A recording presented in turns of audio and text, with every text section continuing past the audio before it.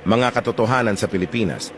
Alam nyo ba na sa Pilipinas ka lang makakakita ng makiki-birthday na walang dalang regalo pero may dalang supot? Alam nyo ba na sa Pilipinas ka makakakita ng walang trabaho pero araw-araw lasing? At alam nyo ba na sa Pilipinas ka makakakita ng mga babaeng nagpipills kahit nasa abroad ang mister?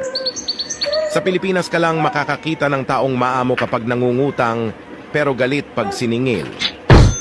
Pag ang tropa mo natalisod, imbis na tulungan mo, tatawanan mo pa. Ahahaha, tanga amputs! Sa Pilipinas, ang mga tao ay madalas magpasaring sa social media.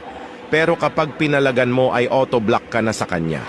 Sa Pilipinas, ang magkakamag-anak at magkakaibigan ay nag-aaway-away at nagtatakwilan dahil sa ipinaglalaban na kandidato. At sa araw ng botohan ay pipicturan ang daliri na may tinta at ipopost sa social media na may caption na done. Sa Pilipinas, ginagawang remote office o review center ang mga coffee shops. At only in the Philippines, nagsisiraan pero nagbabonding.